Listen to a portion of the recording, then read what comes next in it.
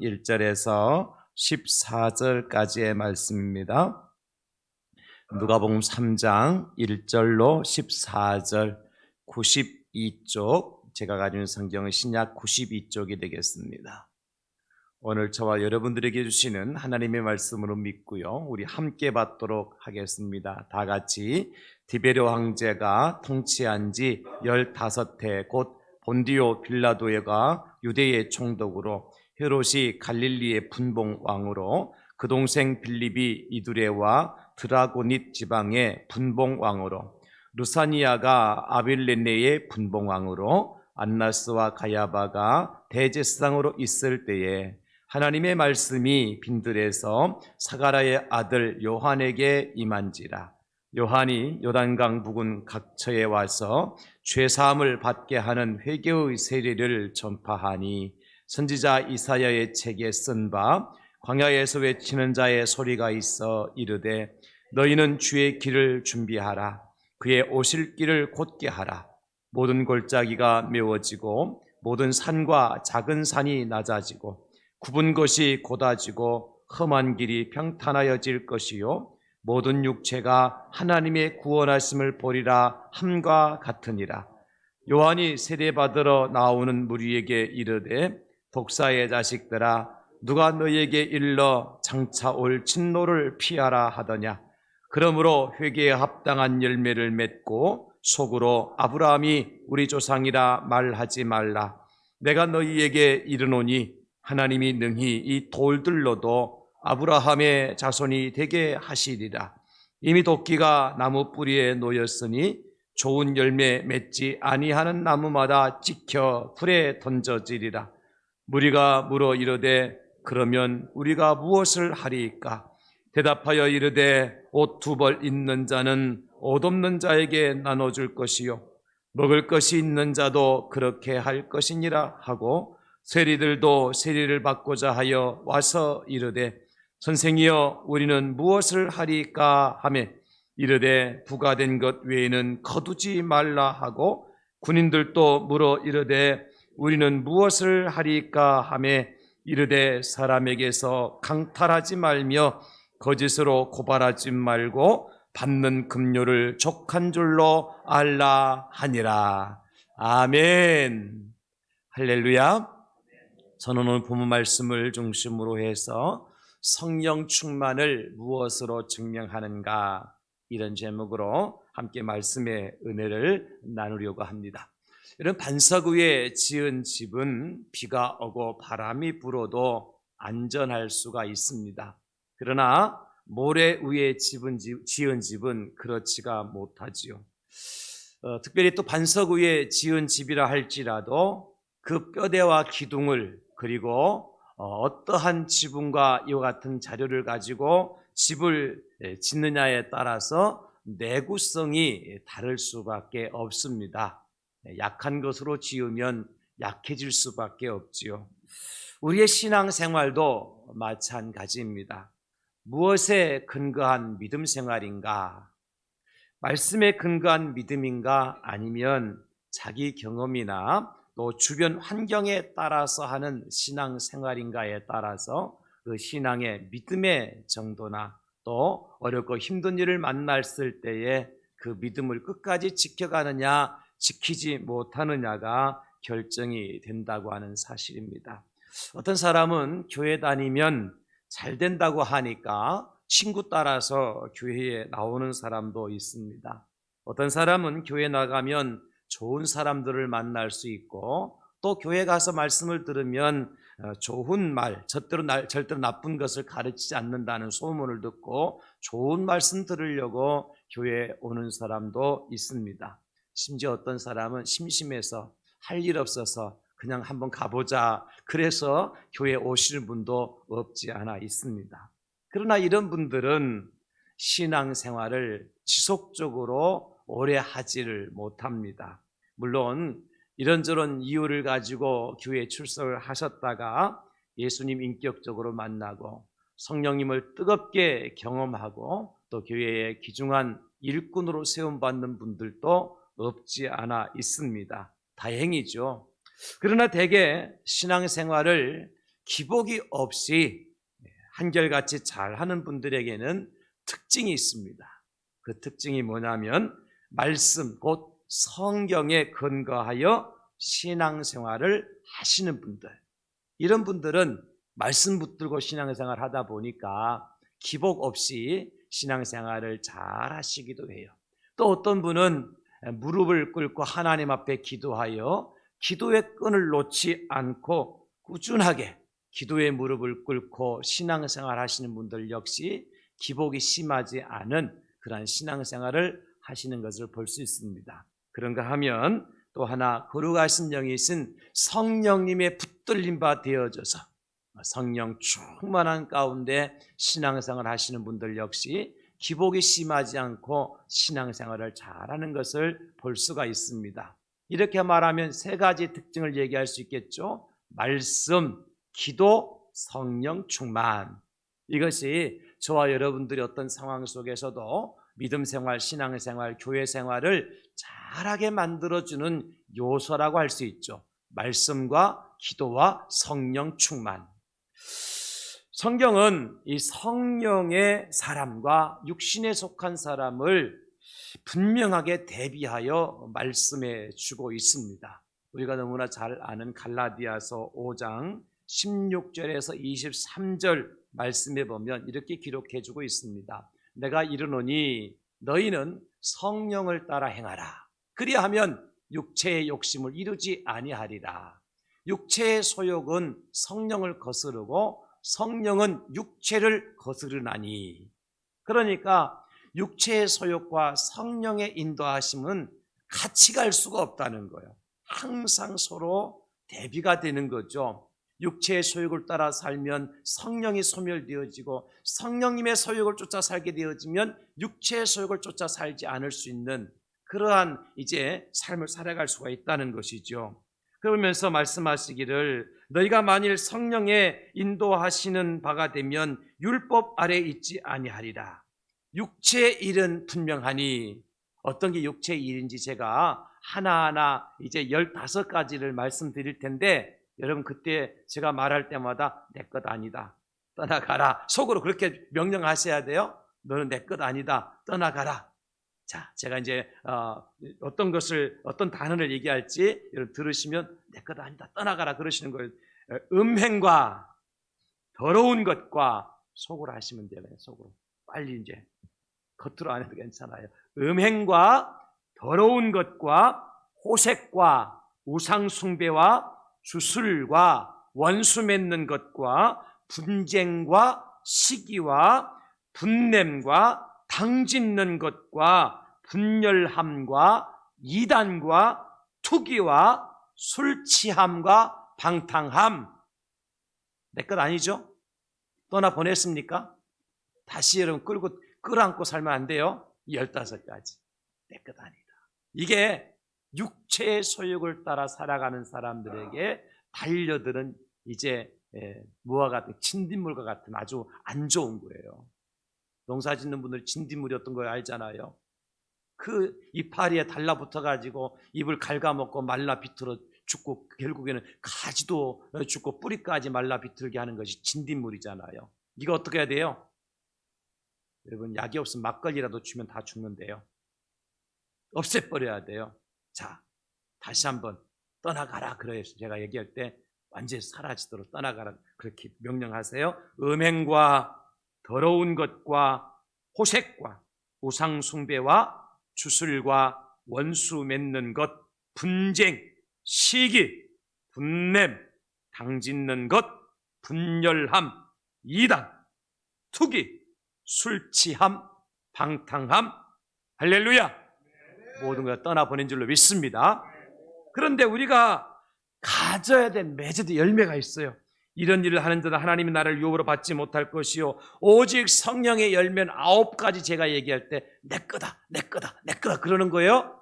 이제 내 거다 하지 마, 내 거다 그러는 거예요. 이럴 때는 자, 사랑과 희락과 화평과 오래 참음과 자비와 양선과 충성과 온유와 절제니. 할렐루야. 여러분 이것이 성령 충만한 사람들에게서 맺어지는 열매예요. 9가지 열매. 15가지는 다 쫓아내고 9가지를 여러분들의 것으로 삼으시고 날마다 그런 열매를 맺고 살아가는 우리 대항제교 성도님 될 수 있기를 예수님의 이름으로 축원합니다. 그러므로 여러분, 우리가 그리스도의 증인이라면 세상 사람들에게 뭔가 확실한 증거를 보여줄 수 있어야 돼요. 왜냐하면 사람들이 그것을 원하고 있습니다. 우리에게 뭐라고 얘기한 줄 아세요? 말은 않지만 속으로, 말로만 네가 그리스도인이라고 하지 말고 네가 그리스도인인 증거를 보여주라. 세상이 우리한테 그걸 요구한다니까요. 말로만 믿는다고 하지 말고 도대체 믿음의 증거가 뭔지 내놔 봐라. 세상이 그것을 우리에게 원하고 있어요. 물론 세상이 원하지 않는다 할지라도 우리 교회 공동체는 어떤 곳입니까? 성부, 성자, 성령 삼위일체 하나님을 믿는 믿음의 공동체잖아요. 그렇다면 그 증거가 무엇인지, 열매가 어떤 것인지를 세상 사람들에게 보여주기 전에 내가 깨달을 수 있어야 돼요. 내가 먼저 볼 수 있어야 돼요. 내가 먼저 누릴 수 있어야 돼요. 여러분, 이거 순서입니다. 누구에게 보여주기 위한 것이 아니라 내가 성부, 성자, 성령 삼위일체 하나님을 믿는 증거가 나한테 열매가 있느냐, 이것을 스스로에게 질문하고 내가 그 열매 맺는 삶을 살아갈 수 있어야 된다는 것입니다. 예를 들어서 그거죠. 제가 누구에게 나는 목사입니다 이렇게 소개를 했을 때에 그 말을 들은 누군가가 고개를 갸웃갸웃하면서 목사라고요?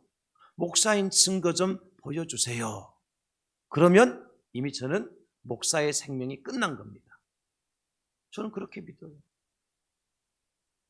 아무리 모르는 사람, 처음 만나는 사람에게도 안녕하세요, 저는 목사입니다 그러면 아 그래요? 그렇게 하든지 아 그런 줄 알았어요, 그렇게 보이더라고요, 그런 말을 들어야 목사로서의 열매가 있는 거예요.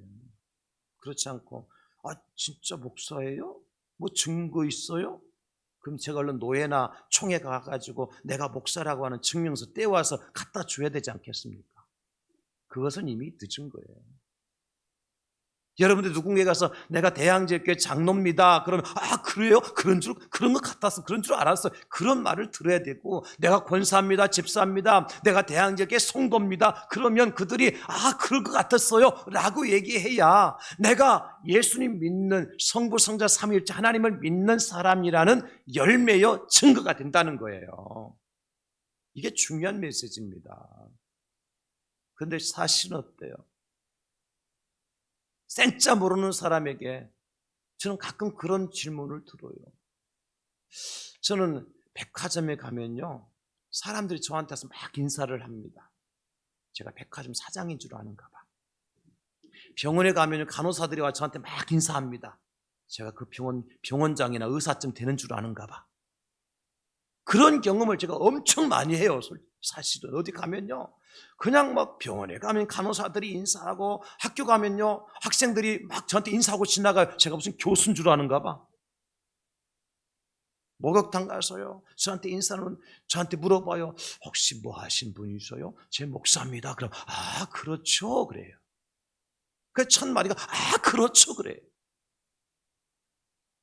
여러분, 저를 자랑하는 것이 아니라 이것이 그리스도인으로서의 증명서라는 거예요. 뭘 통해서? 나의 표정을 통해서, 나의 모습을 통해서, 나의 말을 통해서, 나의 행동을 통해서 내가 누구인가를 보여줄 수 있는 증명서가 되어야 된다는 거죠.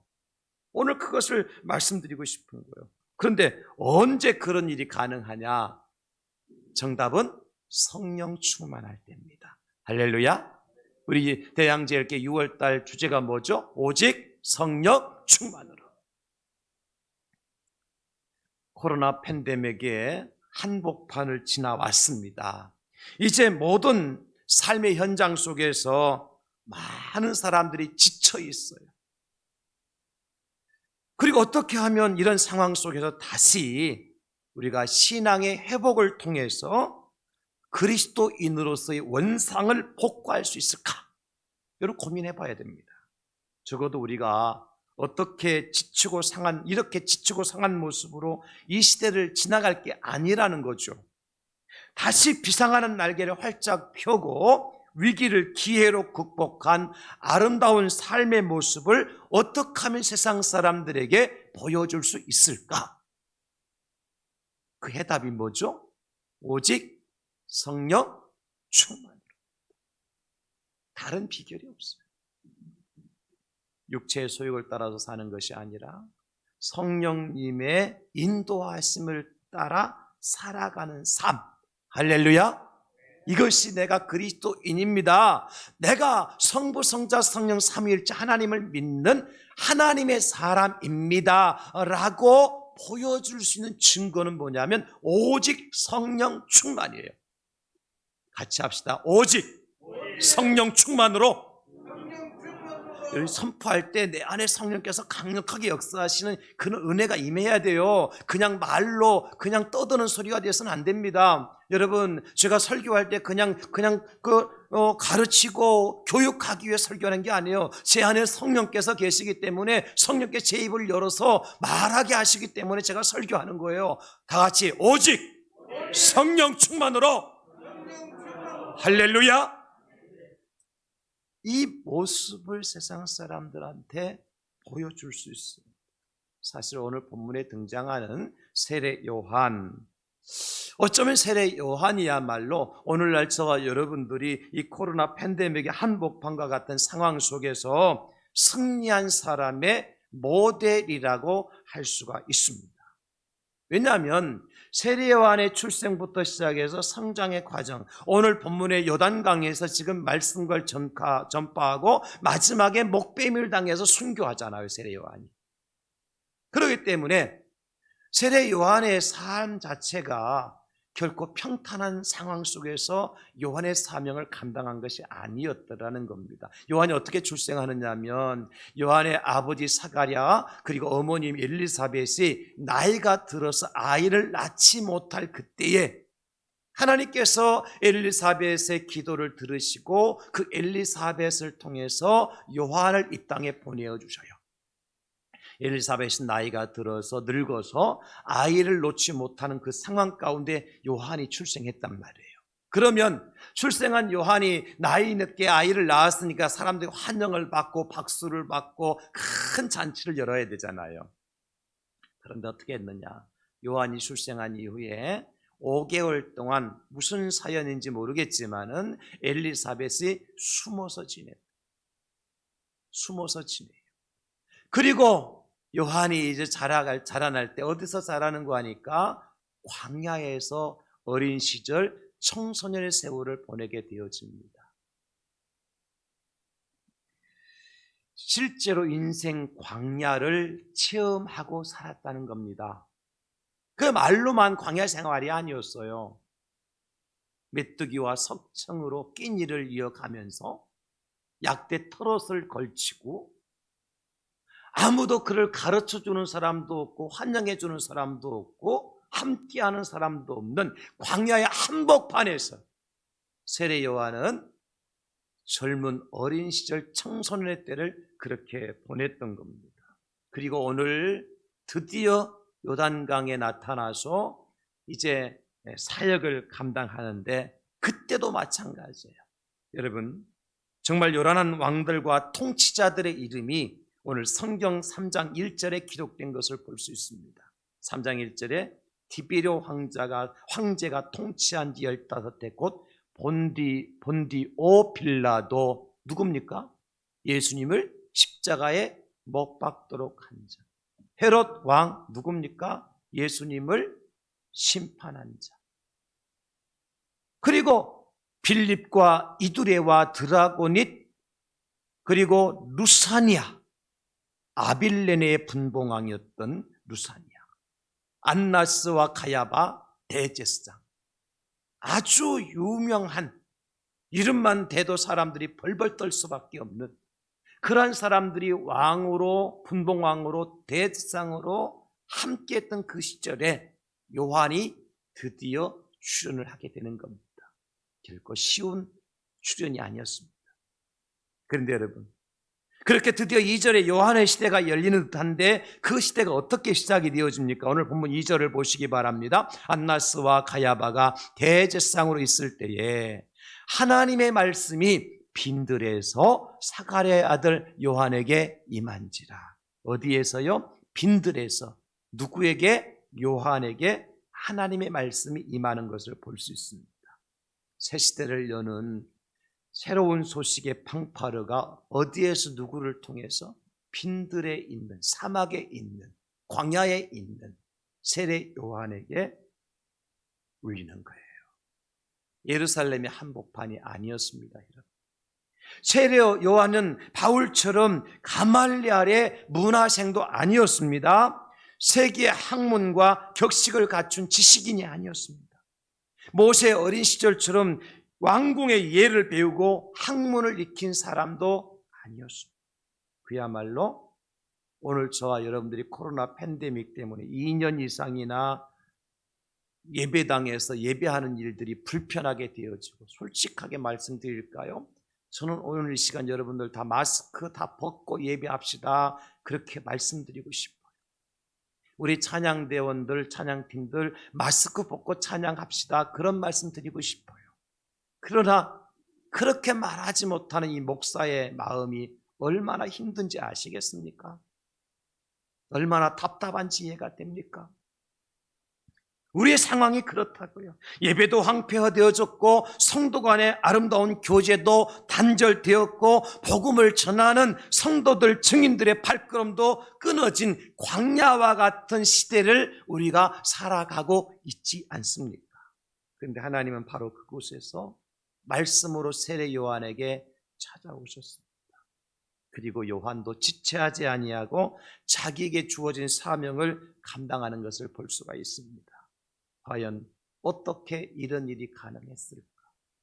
환경으로 보면, 상황으로 보면 도무지 요한이 나타나서 복음을, 말씀을, 진리를, 증인의 사명을 감당할 수 없는 것 같은데, 요한은 지체하지 아니하고 나타나서 즉시로 진리를 전파해요. 어떻게 가능했냐?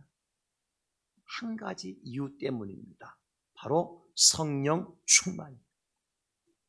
요한이 출생하기 전에 아버지 사가랴에게 천사가 나타나서 말씀해 주십니다. 누가복음 1장 15, 16절에 그가 주 앞에 큰 자가 되며, 그가 누구냐면 세례 요한입니다. 그가 주 앞에 큰 자가 되며 포도주나 독한 술을 마시지 아니하며 나실인으로 선지자로 하나님께서 지명해 주신 거죠. 그리고 모태로부터 성령의 충만함을 받아 이스라엘 자손을 주고 그들의 하나님께로 많이 돌아오게 하겠습니다. 누구의 이야기입니까? 세례 요한의 이야기입니다. 모태로부터 뭐가 충만합니까? 성령의 충만함을 받아. 여러분, 이것이 은혜입니다. 우리말에 들성 부른 나무는 떡잎부터 안다. 들성 부른 나무는 떡잎부터 알아본다. 또 시작이 반이라는 말도 있죠. 그러므로 여러분들의 자녀에 대해서 정말 우리가 관심을 가져야 돼요. 우리 어린 자녀들, 우리 청년된 우리 자녀들이 들성 부른 나무 같으면 떡잎부터 알 수 있는데, 어떻게? 세례 요한처럼 어머니 태중에 있을 때부터 성령에 충만하고, 그러면 여러분의 뱃속에 있는 아이가 있든지 낳아서 아이들이 자라고 있든지 우리가 기도해야 될 제목이 무엇입니까? 우리 아이들에게 성령의 충만함을 덧입혀 주시옵소서. 여러분, 이것이 여러분 첫 번째 기도가 될 수 있기를 주님의 이름으로 축원합니다. 우리 자녀가, 우리의 다음 세대, 미래 세대들이 성령으로 충만하게 해주시옵소서. 성령이 충만하지 않으면 아무리 노력을 해도 증인의 삶을 살 수가 없습니다. 그래서 오늘 우리는 이렇게 오직 성령 충만으로 한 세대를 장식했던 세례 요한을 통해서 과연 이 시대에 성령 충만한 사람이 어떤 사람인지를 배우기를 원하는 것입니다. 누가 성령 충만한 사람이냐? 무엇으로 내가 성령 충만하다는 것을 증명할 수 있느냐? 요한을 보면 알 수 있는데, 첫째 이겁니다. 세상을 향해 거침없이 진리를 선포하는 사람입니다. 이 사람이 성령 충만한 사람이에요. 제가 지난 주간에도 성령은 수줍어 하시는 영이시라 그런 말씀을 드렸습니다. 성령 그분은 수줍어 하시는 영이지만 우리 눈으로 보이지 않고요, 알 수 없는 그때의 역사하시는 영이시지만은 성령을 받은 사람은 어떻습니까? 성령을 충만하게 받은 사람은 다릅니다. 여러분, 초대 예루살렘 교회를 보십시오. 나가의 다락방에 70여 명의 주의 제자들이 숨어서 기도하고 있었습니다. 문을 걸어 잠그고 숨어서 기도하고 있었습니다. 그때에 오순절 날이 임함에 성령이 그곳에 불같이 임하였습니다. 그 이후로 어떻게 변화되죠? 닫혔던 마가의 다락방 문이 열립니다. 숨어 지내던 제자들이 예루살렘 골목으로 뛰쳐나갑니다. 그리고 어떻게 합니까? 당신들이 십자가 못 박아 죽인 예수, 그가 하나님의 아들 그리스도시다, 이거 전파하잖아요.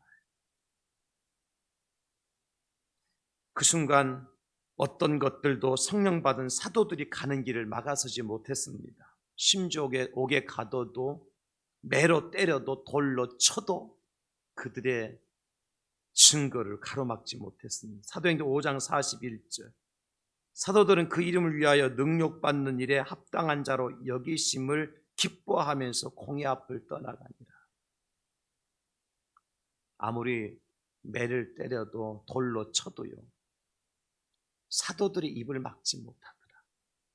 죽음조차도 그들의 입을 막지 못했습니다. 사도행 6장 10절, 스데반이 지혜와 성령으로 말함을 그들이 능히 당하지 못한, 성령으로 말함을 그들이 당하지 못한. 사랑하는 성도 여러분, 우리가 복음을 전하는 것이 우리의 의지만으로 되는 것이 절대 아닙니다. 성령에 이끌린 자만이 진정한 전도자요, 증인이요, 순교자의 길을 걸어갈 수가 있기 때문입니다. 요즘에 우리가 새벽 기도의 시간에 우리 교회에서 사도행전의 말씀을 가지고 함께 묵상하며 은혜를 함께 나누고 있습니다. 특히 사도 바울이 다메섹에서 예수님을 만난 이후에 변화된 삶을 하나하나 살펴가면서 이제 성령을 체험한 사람의 모습이 이렇구나 하는 것을 깨닫게 됩니다. 바울이 1차, 2차, 3차, 세 차례에 걸쳐서 선교 여행을 하잖아요. 그런데 어디에서 누가 바울이 전하는 이 복음을 막고 바울을 굴복시킨 적이 있습니까? 막는 자는 있었지만 바울을 굴복시킨 자는 없었습니다. 바울을 때린 자는 있었지만 복음을 전하는 일을 막는 자는 없었습니다. 무엇에 의해서 바울이 증인으로서 열정이 식어지게 한 적이 있었습니까? 옥에 가두는 일이었습니까? 돌로 침을 당하는 일이었습니까? 심지어 바울을 죽이기 전에는 먹지도 않고 마시지도 않겠다고 결단했던 40여 명의 동맹자들이 있었습니다. 그들이 바울의 갈 길을 막아섰나요? 못했습니다. 왜 그런 줄 아세요?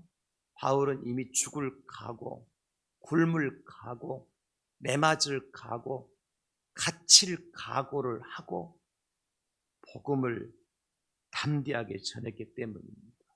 그러면 여러분, 도대체 바울은 우리와 다른 사람이기 때문에 이런 일을 행했을까? 도대체 바울에게서 어디에서 이런 힘이 나왔을까? 여러분, 고민해 보셨습니까? 한번 생각해 보셨습니까? 나는 왜 못하지? 바울은 하는데. 바울은 죽을 각오도 했잖아요. 갇힐 각오, 굶을 각오, 매맞을 각오, 돌에 맞을 각오 했잖아요. 그럼 바울은 도대체 어디서 이런 힘이 나왔느냐? 많이 배워서? 아니면 바울은 특별히 담력을 키우는 특수훈련을 받았기 때문입니까? 아니지 않습니까? 바울에게는 아무도 보지 못하는 성령의 불이 그 안에 있었던 겁니다. 바울 안에는 홀홀 타오르는 성령의 불이 있었습니다. 그에게는 아무도 알지 못하는 성령의 능력이 있었습니다. 그래서 바울은 오로지 성령님의 인도하심을 받았을 뿐이고 성령에 사로잡혔을 뿐입니다. 그래서 죽을 각오도, 굶을 각오도, 매맞을 각오도, 돌에 맞을 각오도, 갇힐 각오도 하면서 담대하게 증인의 길을 순교자의 길을 걸어갈 수가 있었던 겁니다, 여러분. 사랑하는 성도 여러분, 오늘 세례 요한을 다시 한번 보십시다. 구약시대를 마무리하고 신약의 문을 여는 선지자로서, 예언자로서 담대하게 자신의 뒤에 오실 예수님을 증거하는 자로 세움을 받았습니다. 누구도 예상치 못한 일이었습니다.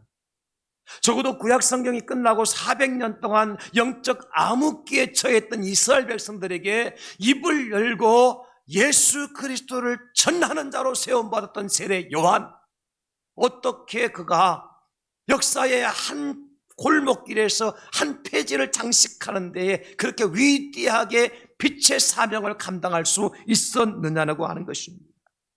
누가 요한의 입을 열어주셨습니까? 성령께서 요한의 입을 열어주셨습니다. 요한으로 하여금 어두운 세상을 향해 진리를 거침없이 전하게 하신 분이 누굽니까? 성령 하나님이십니다. 지금 이 시대에 하나님께서 우리 교회에 요구하시는 바가 무엇일까요? 진리를 아는 저와 여러분들에게, 진리로 구원을 받은 성도된 저와 여러분들에게 하나님께서 원하시는 바가 무엇일까요? 이제 다시 일어나 세상의 빛이 되어야 된다. 이 주님의 음성을 들으실 수 있기를 주님의 이름으로 축원합니다. 우리가 들어야 될 메시지는 이제 다시 일어나 세상의 빛이 되라. 그러면 우리가 어떻게 다시 일어나 세상의 빛이 될 수 있습니까? 성령 충만 외에는 답이 없습니다. 소멸되어진 성령께서 우리 안에 계시긴 하는데 우리가 성령님을 믿지 못하고 의지하지 못하고 여전히 세상 삶 속에 빠져서 그저 우리 영혼이 바싹바싹 메말라 들어가는 이 상황 속에서 우리 영혼을 소생케 하여 주고 우리 영혼을 다시 살려주고 우리 영혼을 다시 힘을 불어넣어 줄 수 있는 분이 누구냐면 성령님이시거든요. 그 성령으로 충만하게 되어질 때에 우리가 다시 일어나서 세상의 빛의 사명을 감당하게 될 줄 믿으시기를 예수님의 이름으로 축원합니다. 그래서 오직 성령 충만으로, 성령 충만한 사람은 담대하게 진리의 말씀을 선포할 수 있습니다. 요한이 어떻게 선포합니까? 7절 요한이 세례받으러 나오는 무리에게 이르되 독사의 자식들아 누가 너에게 일러 장차올 진노를 피하라 하더냐. 그러므로 회개에 합당한 열매를 맺고 속으로 아브라함이 우리 조상이라 말하지 말라. 내가 너희에게 이르노니 하나님이 능히 이 돌들로도 아브라함의 자손이 되게 하시리라. 이 독사의 자식들아. 사랑하는 성도 여러분, 세례 요한이 이런 메시지를 외치는 것은 자기의 생명을 걸고 외치는 것 아니겠습니까? 당시의 최고의 종교 지도자들이요, 그 시대를 대표하는 위력 있는 사람들이 세례받기 위해서 세례 요한에게 몰려오고 있는데 그들을 향해서 말하는 것이 아이고 잘 오셨습니다, 당신들이 최고입니다 말하지 아니하면 뭐라고 얘기하고 있습니까? 독사의 자식들아 누가 하나님께서 행하실 진노의 잔을 너에게 피하라 하더냐. 회개에 합당한 열매를 맺지 않으면 이 진노의 잔을 피할 자가 없다. 우리는 복음을 전하는데 예수 천당은 전하지만은 불신 지옥은 전하지 못하는 시대를 살아가고 있습니다. 사랑하는 성도 여러분, 예수 천당이 진리라면 불신 지옥도 진리인 줄 믿으시기 바랍니다. 50% 진리만 전하지 말고 100% 진리를 전해야 돼요. 무슨 얘기입니까? 잘못된 길로 가는 자들에게는 당신이 가는 길이 잘못된 길이라고 이야기해 줄 수 있어야 됩니다. 죄를 짓는 사람에게는 그것이 죄라고 하는 사실을 말해 줄 수 있어야 됩니다. 그런데 누가 그런 말 할 수 있습니까? 성령 충만한 사람만이 그런 말 할 수가 있는 것입니다. 사람의 힘으로는 예수 믿고 천국 갑시다는 얼마든지 얘기할 수 있습니다만은 성령님은 거기에 덧붙여서 예수님 안 믿으면 지옥 갑니다. 죄 용서받지 못하면 지옥 갑니다. 라고 말할 수 있도록 우리의 입을 열어주시는 분이 누구냐면 성령님이시라는. 오늘 저와 있는 성령 충만의 증거가 뭡니까? 세례 요한처럼 진리라면 담대하게 그 진리를 세상에 전파할 수 있는 사람. 저는 우리 대양절개 모든 성도들이 성령 충만하여 여러분 망설이지 않고 주저하지 않고 부끄러워하지 않고 진리를 온전히 전파해서 다시 세상에 빛이 되는 저와 여러분 될 수 있기를 예수님의 이름으로 축원합니다. 두 번째, 누가 성령 충만의 사람인가를 어떻게 보여줄 수 있느냐면 세상의 물음에 거침없이 길을 제시해 줄 수 있는 사람입니다. 오늘 세례 요한에게 무리들이 와서 묻지요.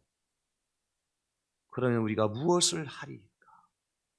세리들도 묻습니다. 선생이여, 우리는 무엇을 하리까?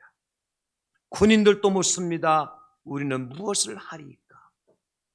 그때마다 세례 요한은 무리들에게, 세리들에게, 군인들에게 확실한 답을 제시해 줍니다. 바로 이것이 성령 충만한 사람의 모습입니다, 여러분. 세상은 우리에게 이런저런 질문들을 합니다. 왜 그렇게 사느냐고 물을 때도 있을 겁니다. 왜 그렇게 예수님만 고집하느냐?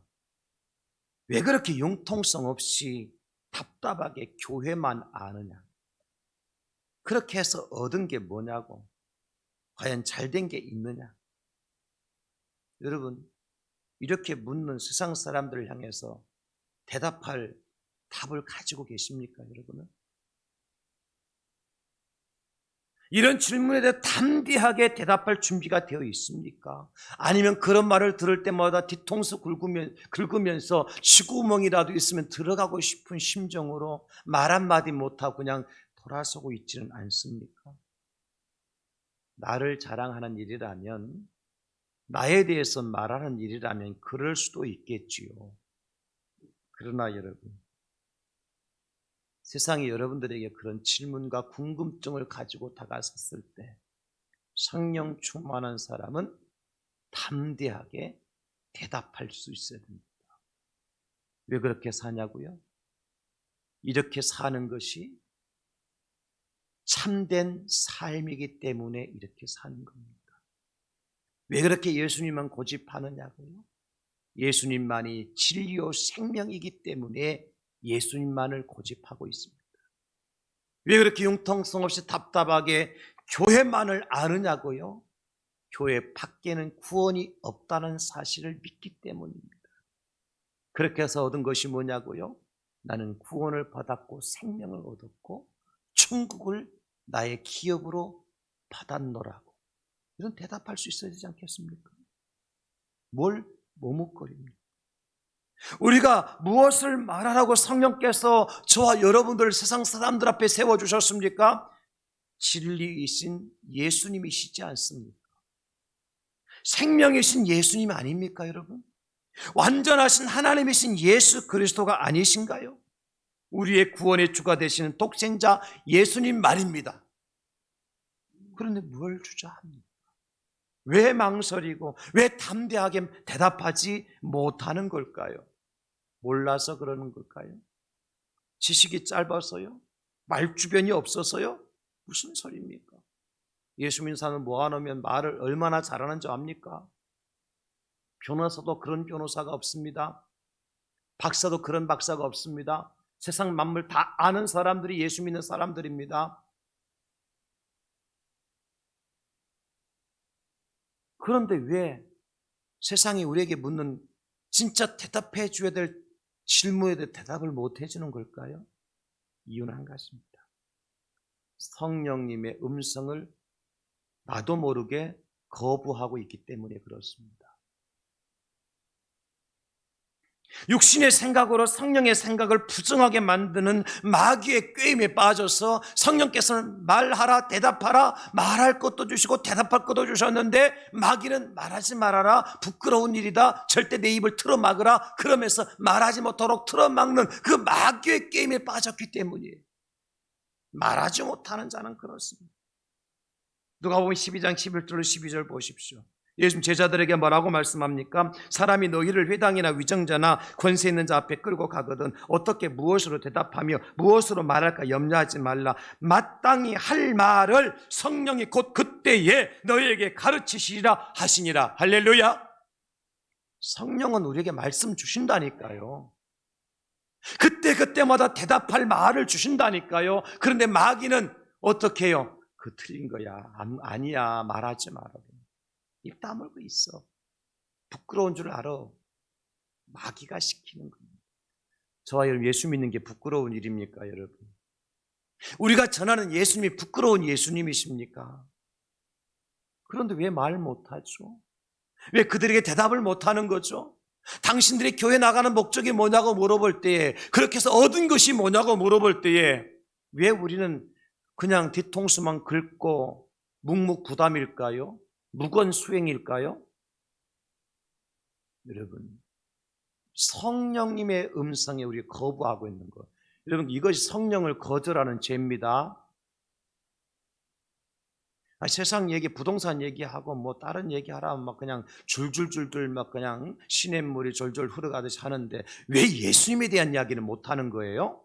왜 천국에 대한 이야기는 못 하시는 거예요?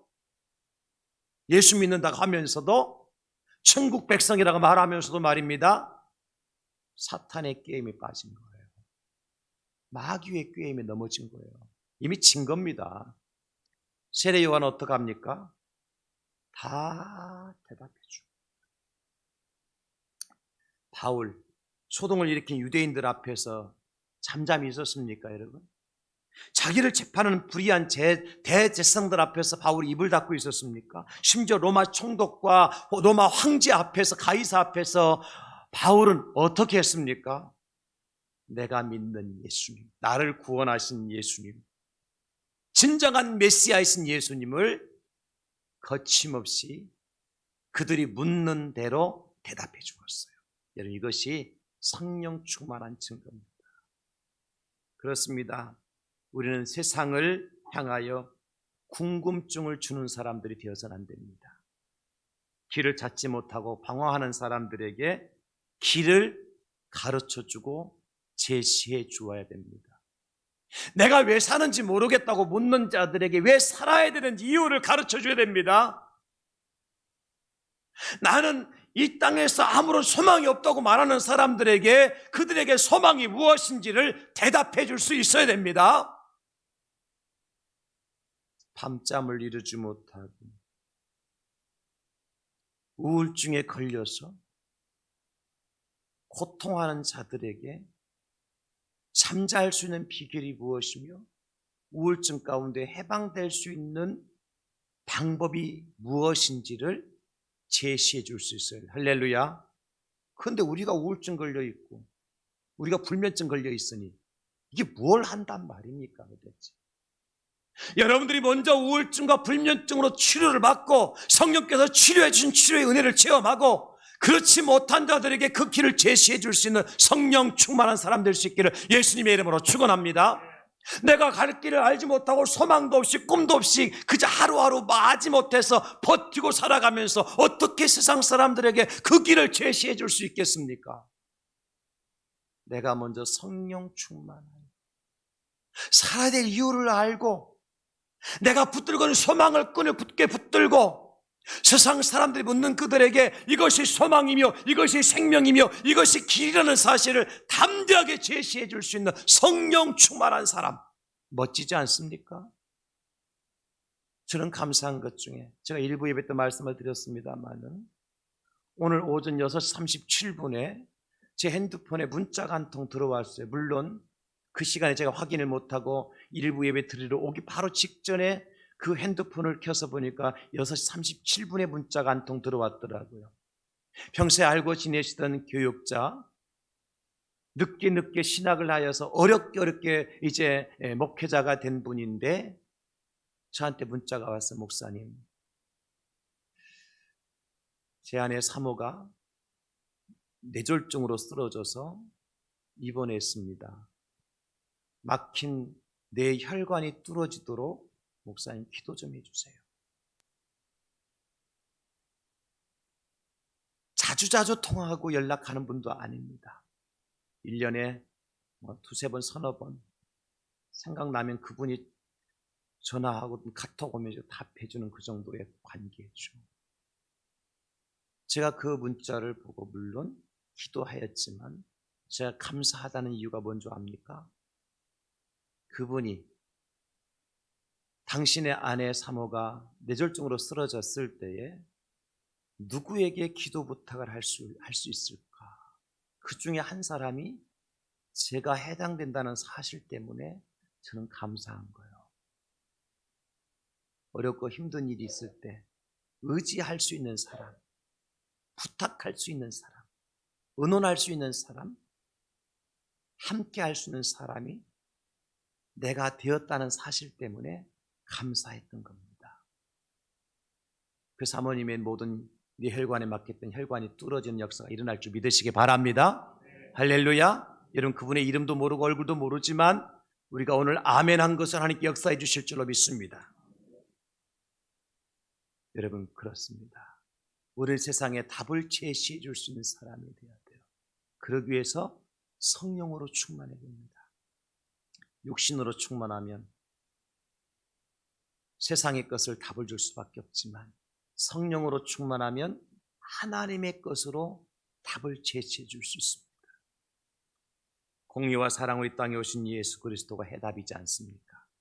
그 예수님이 모든 문제를 푸는 열쇠라는 사실을 그들에게 제시해 주기를 바랍니다. 오늘 성령 충만한 사람의 증거, 세상 사람들 앞에 담대하게 진리를 전파하는 사람, 무엇인가 어렵고 힘든 문제를 가지고 답을 구하는 자들에게 참 생명이신 예수님을 답으로 제시해 줄 수 있는 사람, 그 사람이 성령 충만한 사람이다. 저와 여러분들이 그런 성령 충만한 사람들 다 될 수 있기를 예수님의 이름으로 축원합니다. 하나님 감사합니다. 우리가 다